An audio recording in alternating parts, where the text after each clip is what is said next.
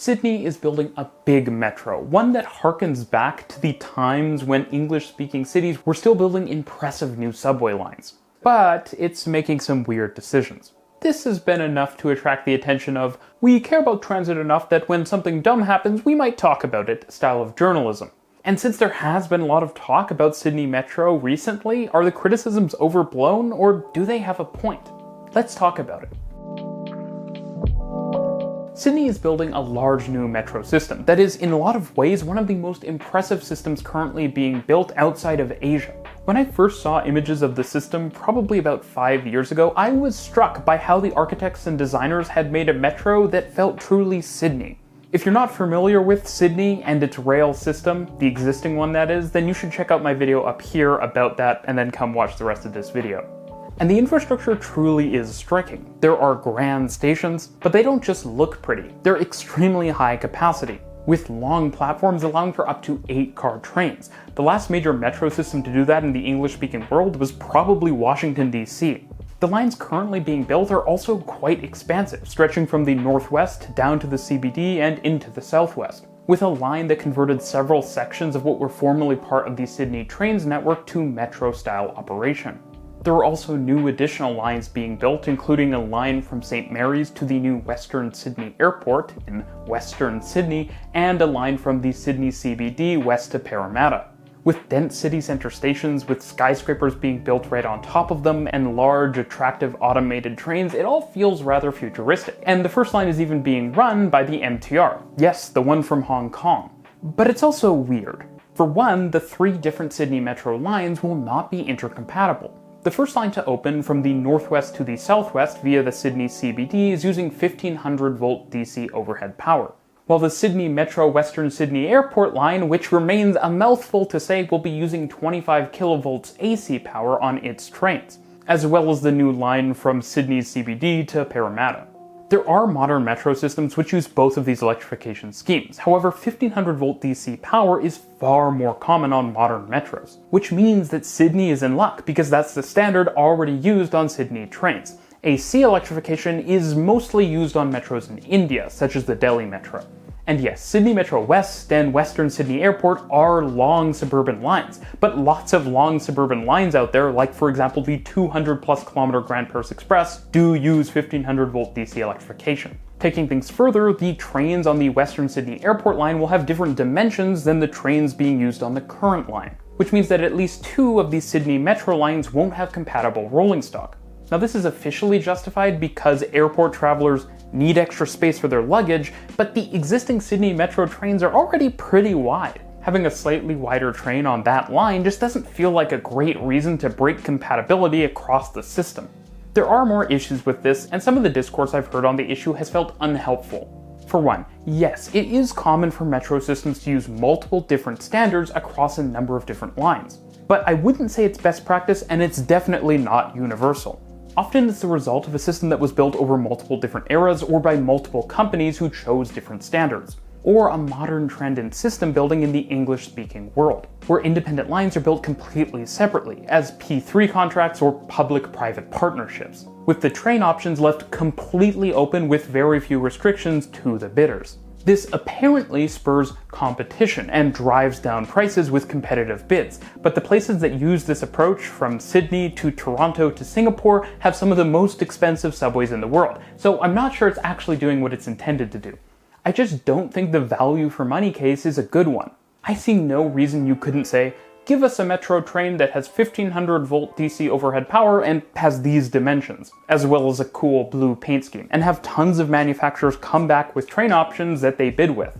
I've personally covered trains from half a dozen different companies with these specifications, including Hyundai Rotem, CAF, J-Trek, as well as Siemens and Alstom, of course. Even with intercompatible trains, you could still have each line as an independent operation. But it would give you more flexibility in the long term, when I imagine eventually the government will take over ownership and operations of the lines and potentially consider integrating them. Something that could happen in 10 years or in 30 years, you really don't know, but metro lines last 100 years, so you should plan for it.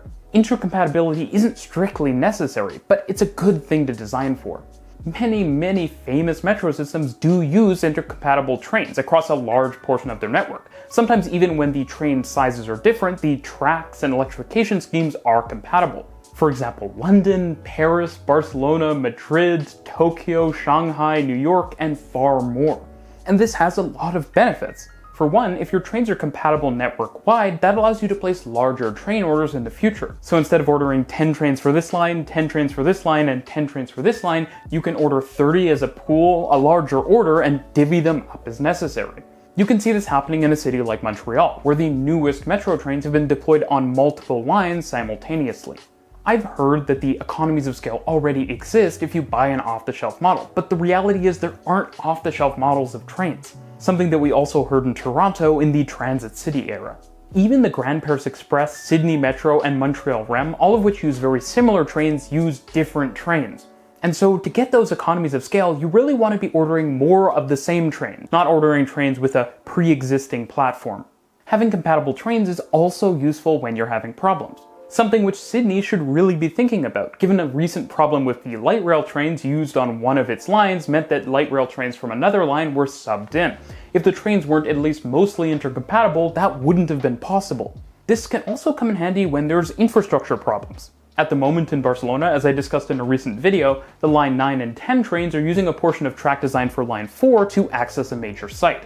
By having intercompatible trains, you also have intercompatible infrastructure, so trains from one line can hypothetically use the infrastructure of another line in a weird circumstance like that.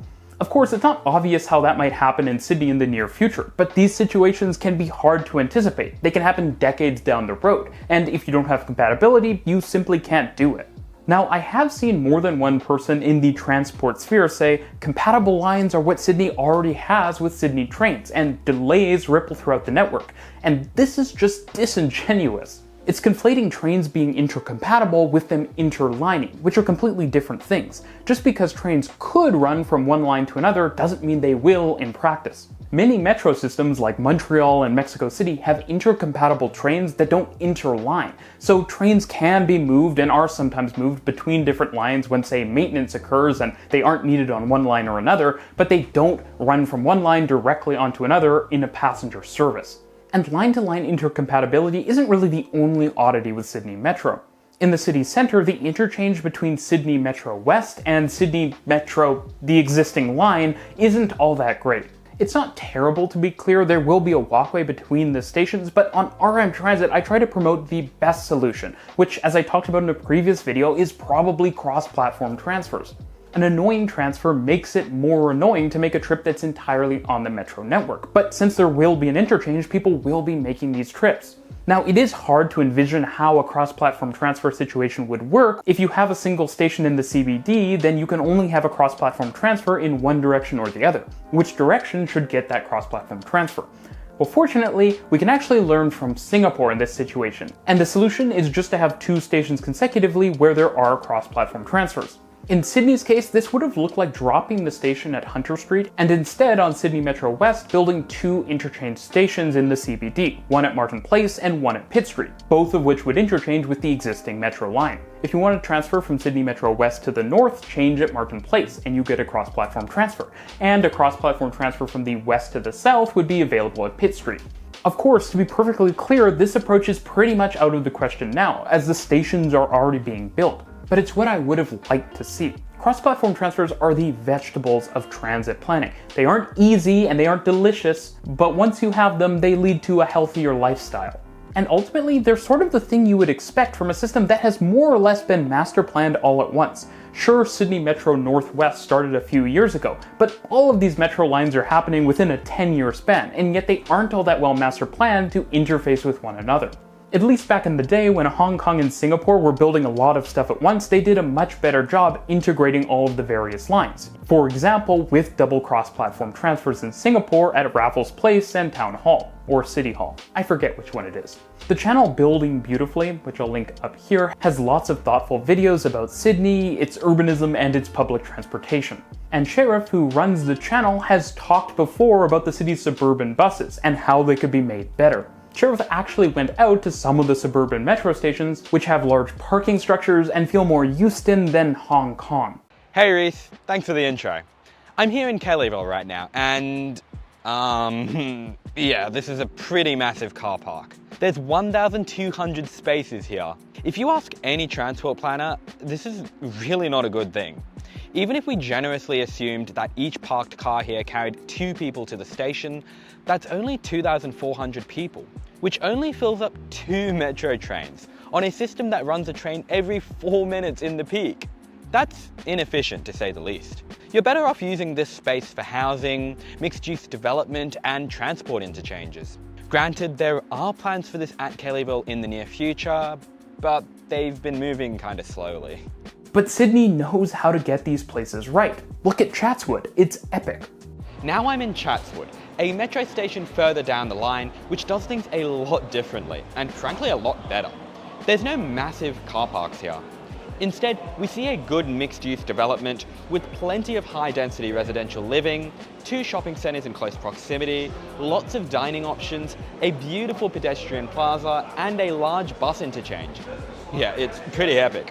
Oh, and just as Reece was talking about earlier, we have excellent cross-platform transfers at Chatswood. Brilliant. It's strange that we get things so right with places like Chatswood, but so wrong with places like Kellyville. And sure, suburban Sydney is suburban, but there's no reason stations in the suburbs couldn't have more high-density development around them and less parking to disincentivize driving. Or at the very least be hidden away within the larger developments, something that Sheriff has also talked about.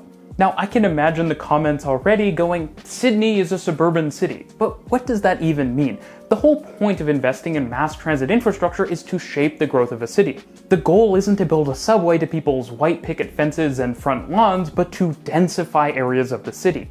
If the goal was just park and rides and a train every 15 minutes or so, Sydney Trains does that just fine.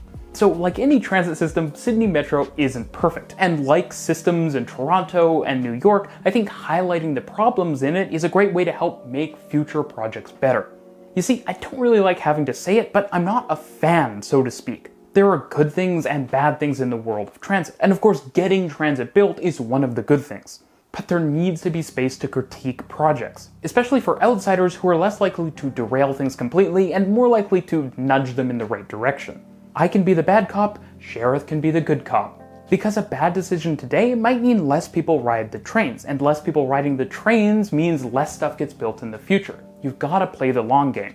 Sydney is building something special, and it's not just the metro. The city is building new urban developments, as well as tram routes and other transit projects. Stuff that you can find a lot more about on Building Beautifully and Transport Vlog. From the big stations and future-proofed capacity, to the forward-looking development of station sites, to the connectivity with existing transport networks. Sydney Metro is already really good, but I think it can be even better. I find the closer that something is to perfection, and I've said this before, the more each little issue bugs me.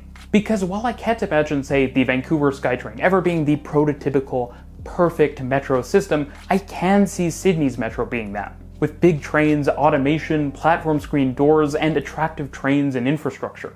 Thanks for watching.